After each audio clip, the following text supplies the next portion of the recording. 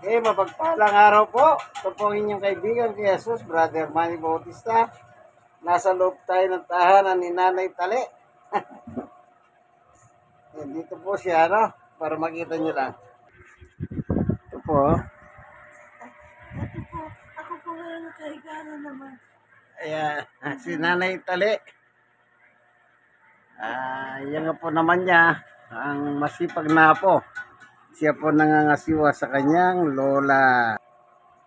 Kaya sinisikap ko po minsan sa isang linggo, madalaw siya para bahaginan po ng salita ng Diyos na nakatala po sa Biblia.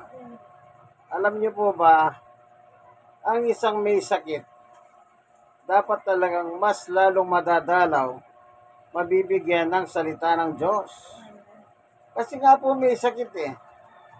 Hindi ko naman sinasabing parang meron akong pinapaboran, hindi. Kahit walang sakit, dinadalaw ko naman eh. Pero yung may sakit, mas lalo nating bigyan pansin. Yung pagdalaw sa mga nangangailangan na hindi naman po sila makalakad para makapunta sa mga simbahan.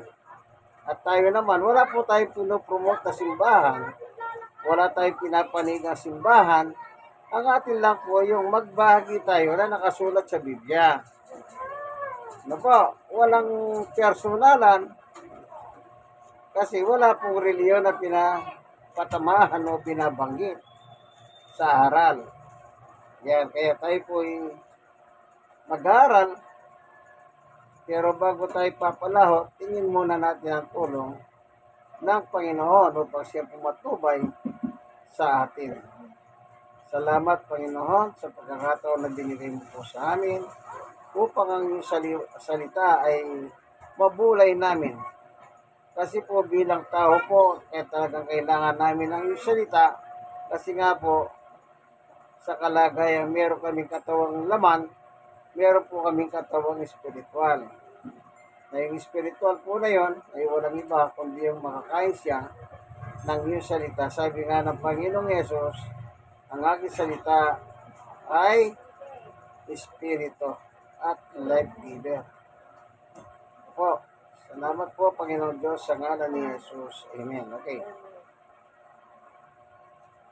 Bakit natin sila dinadalaw? Siyempre po, gaya na nasabi ko, wala na po silang kakayahan para magputungo pa sa simbahan. Marami pong mga senior citizen na hindi na nila kaya. Ngayon, bagamat sa panahon natin na quality na po ang technology, pwede ka naman manood ng YouTube, Facebook, pero paano kung yung isang bahay, wala po silang ganong access, wala sila social media, kaya mainam din na mabisita natin sila upang may bahagi ang mabuting balita. Okay. Ang salita ng Diyos, ang sabi ni Apostol Pedro, ay ganito po. Dito po sa unang Pedro, babasahin ko po sinabi ni Apostol Pedro. Tingnan po natin sabi niya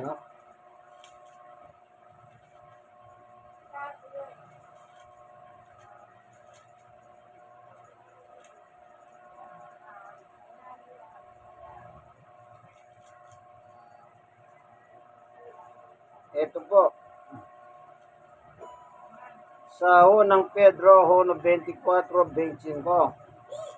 Ayon sa kasulatan, ng lahat ng tao gaya ng damo. Gaya ng bulaklak nito, ang lahat niyang kariktan. Ang damo'y natutuyo, nalalanta ang bulaklak. Ayan. Ganyan po inalintulad ang tao. Ibig sabihin, alam niyo po ba yung salitang faded glory?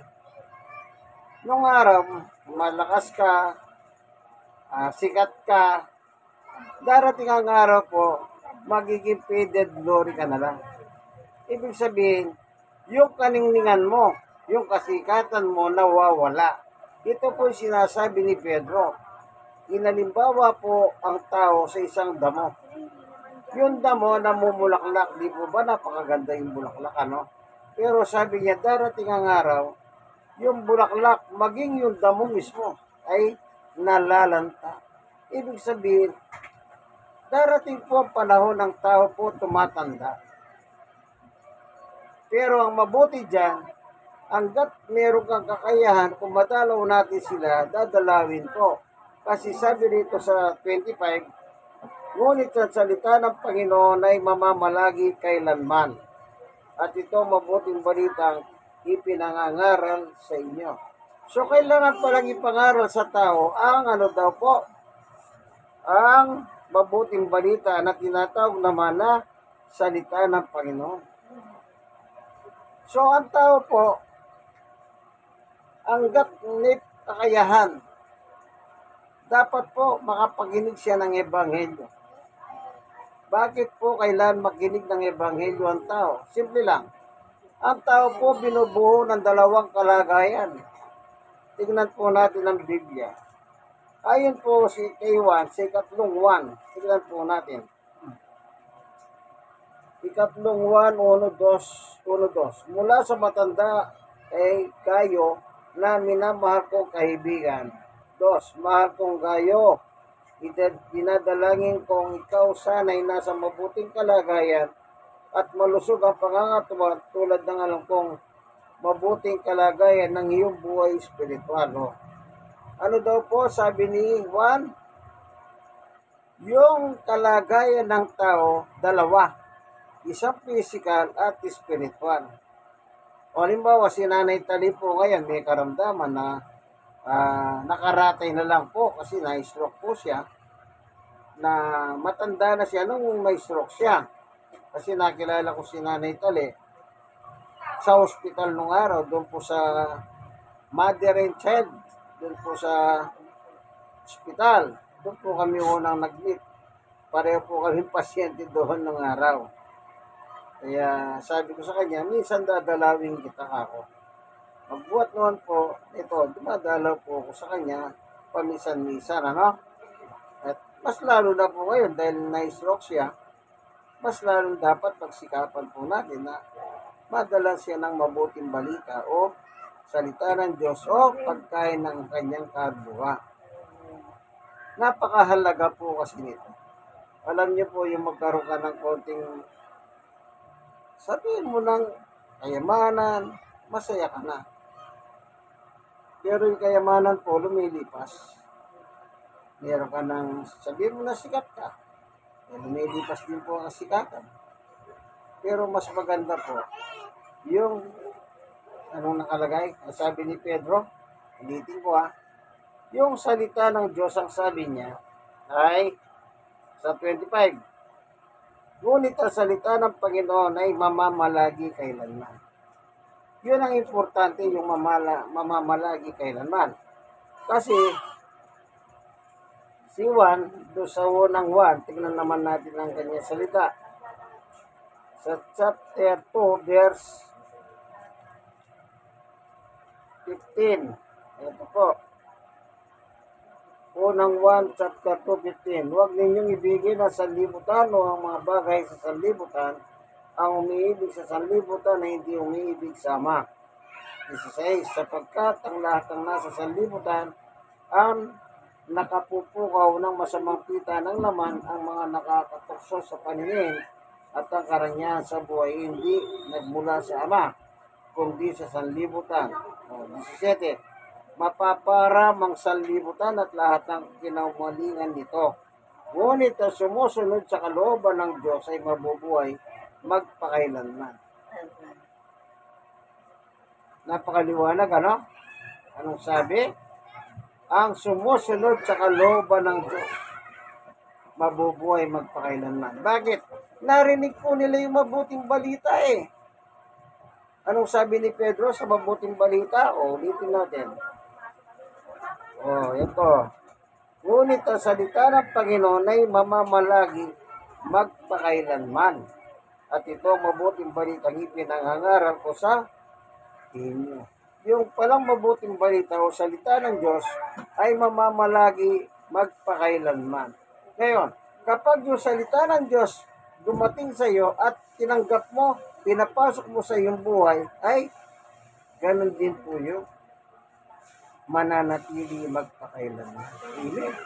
Kaya napakaganda po ng layunin ng pagdalaw, lalo na sa mga may karamdaman kagaya ni Nanay Tali. Kaya ang edad niya po, may gitnang 80, senior citizen na.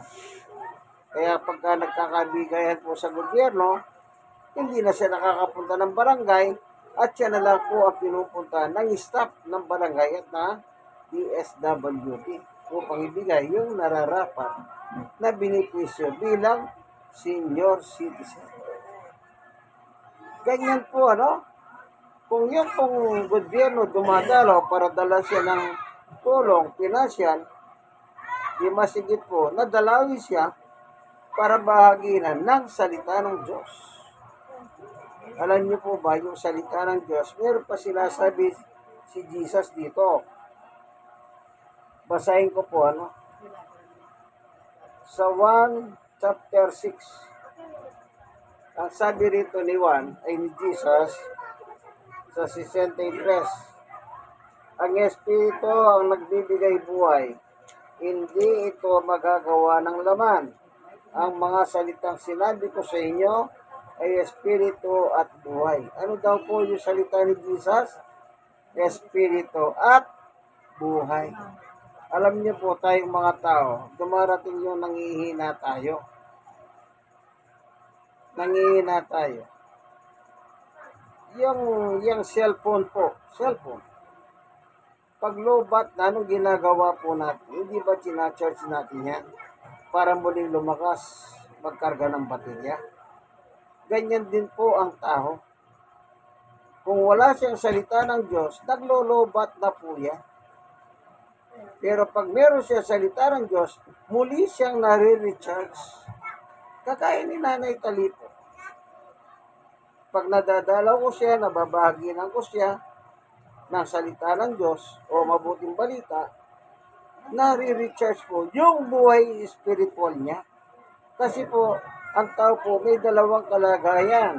Isang laman at isang spiritual. Yun po binasa natin sa sulat ni Juan, sa ikatlong Juan, 1, 2, yun po nakalagay. Na mahal kong kayo, sabi niya, nawa sana gumanda ang lagay ng iyong katawan, ganun din ang pagginawa ng iyong spiritual. Kaya bilang tao, nangangailangan talaga tayo ng salita ng Diyos. So, tignan pa natin. Yung salita naman ni Jesus naman ang ating titignan. Dito po sa Mateo 4:4, ganito po naman ang sinasabi ni Jesus. Ngunit sumagot si Jesus, nasusulat, hindi lamang sa tinapay na bubuhay ang tao, kundi sa bawat salitang namumutawi sa bibig ng Diyos. Oh. Dalawa yung binanggit niya, tinapay at salita ng Diyos. Para saan po yung tinapay? Para dito sa ating katawang lupa. Ito, katawan, Pag kumakain tayo, lumalakas ang ating physical. Lalo na yung nasa trabaho construction, ay kailangan maraming kakainin yan. Kaya trabaho, construction, mabigat. Lalo na yung mga nagbubuhat ng mga mabibigat, mga bakal, o lalo na yung nag-aalo na simento, nakayuko yun. Yung masakit sa balakang yun. Alos hindi ka makatayo pagdating ng umaga dahil sa sakit. Bakit nakayuko? Mabigat ang naghahalo po. Ihalo mo yung simento, mabigat na trabaho yan. Mabigat. Ngayon, kaya kailangan kumain ka para makatagal ka sa iyong hanap buhay. Paano naman yung kaluluwa mo? Kumusta naman? Kailangan kumakain din yan. Kung paano pinakakain natin, pinalalakas natin ito katawan lupa natin, ganun din, higit natin palakasin ang ating spirituality. Pag malakas po ang spirituality natin, sumasama ang katawan. Kapag mahina ang spirituality natin, yun po, mahina ang katawan. Tandaan niyo po yan. Kaya, kapag may kaibigan po kayo, may sakit, mas lalo niyo po silang dalawin. i-phone nyo po sila tungkol sa Panginoon. Yung iba kasi dinadalo para lang magchismis. Sabi nga nila, hindi nga lumalabas ng bahay, lahat ng chismis alam yan. Bakit? Mga kaibigan sa chismos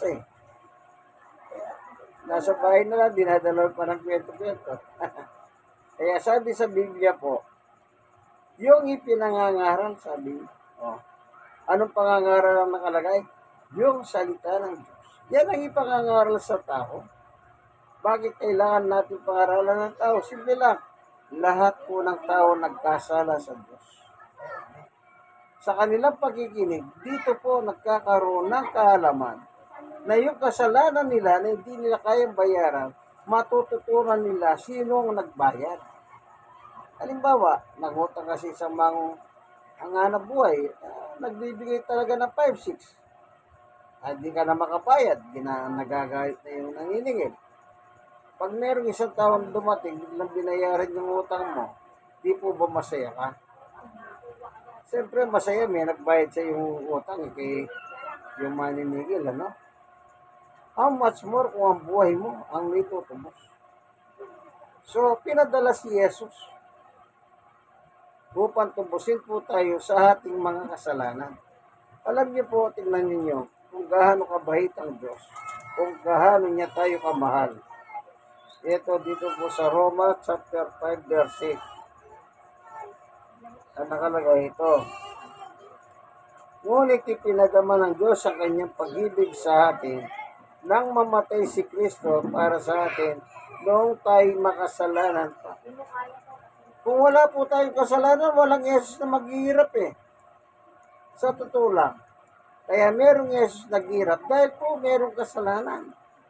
At ano yung kasalanan? Yang hindi po natin pagsunod sa kalooban ng Diyos. Sa totoo lang, tayo po ginawa ng Diyos Tignan ninyo nakalagay sa Biblia. Kaya para tayo ginawa ng Diyos, ang sabi ni Pablo ay ito, babasahin ko po. Sa Efeso chapter 2 verse 10. Dito malalaman natin bakit tayo ginawa ng Diyos. Bakit niya tayo nilikha? Anong dahilan, anong layunin? O ano ang purpose? Ito po. Efeso 2:10.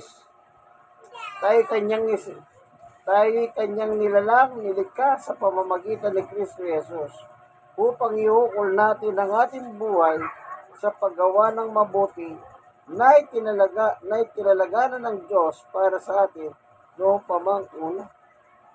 Ano pong sabi ni Pablo? Tayo pong mga tao nilalang nilikha ng Diyos sa pamamagitan ni Jesus upang gumawa po ng mabuti. Pero nung nangyari yung masama, siyang ating ginagawa. Yung mabuti, ayaw natin gumawang mabuti. Kaya po tayo nagkasala. Binigyan tayo ng batas ng Diyos nang nilalagin niya tayo. Dapat pala ang buhay natin, ilaan natin sa mabuting gawa. Ano yung mabuting gawa? Counterpart ng masamang gawa. Paano mo daw makikita yung masama pag nakakita ka ng mabuti? Paano mo makikita ang mabuti pag nakakita ka ng masama? Paano mo lalaman puti yan pag nakakita ka ng kulay itim? Paano mo alam na itim yan pag nakakita kang kulay puti? Meron pong comparison Tayo, nasumpungan tayo ng Diyos na masama. Kasi nilahan tayo ng Diyos na gumawa ng mabuti. Imbis na gawin po natin yung utos ng Diyos, naalala niyo po yung Mateo 6:9, yung Ama namin, nasa langit ka. Sa verse 10, dumating na wag yung kaharian dito sa langit, sa lupa, gayon din sa langit. Sundin ang kalooban mo dito sa lupa hanggang sa langit. Anong nakalagay? Sundin ang kalooban mo. Ang kalooban ng Diyos, gumawa po tayo ng mabuti. Pero nung ginawa nating mga tao, gumawa po tayo ng masama. Kaya po ngayon, masama tayo sa paningin ng Diyos. Ngayon, para maabsuelto tayo, pinadala po si Jesus upang siya po magdusa, maghirap, at mamatay sa ibabaw ng krus, alang-alang sa atin na taong mga makasalanan. Yan po ang pag-ibig ng Diyos. Mahal niya tayo. Hindi niya tayo gustong maparusahan. Ang gusto ng Diyos, lahat po tayo maabsuelto sa kasalanan eh. Lahat tayo, kasi po makasalanan tayo. Walang hindi tayo pwede magturo eh. Nasasalo, ikaw makasalanan ka, hindi ka pwede magturo. Kasi nga, sabi sa Biblia, lahat tayo may kasalanan sa Diyos. Pare-pareho lang po tayo, mayaman, mahirap. Ano man ang itsura mo, maputi, o kayo manggi, o sabihin mo na negro, singgit ka man, malaki ang mata, pare-pareho lang po tayo masama sa paningin ng Diyos. Yung nga lang, sa biyaya ng Diyos, pag meron ka salita ng Diyos, may konting pagbabago. Mas iba naman po yung wala kang nakapakinggan na salita ng Diyos. Kaya ito pong ginagawa ko, pamisa-misa, tumadalaw ako kay Nanay Tari. Salamat po, Panginoon Diyos, sa iyong turo at aral sa amin, na bilang mga tao, may katawan kami, katawan physical, meron kaming katawan pang-spiritual. Kaya dapat lamang po kami mayroong pagkahit ng kaluluwa. Salamat po sa ngalan ng aming Panginoong Yesus. Amen. Ito po ang inyong kaibigan si Jesus, Brother Manny Bautista. Dito po tayo sa barangay 103. 104 po pala, 104. Sony District 1, Tondo, Manila. Sa tahanan ni Nanay Tali. Ito po ang kaibigan, ano? Like and share. Mag-share po kayo, kayong mga nasisira sa iba. God bless us all po. Bye-bye.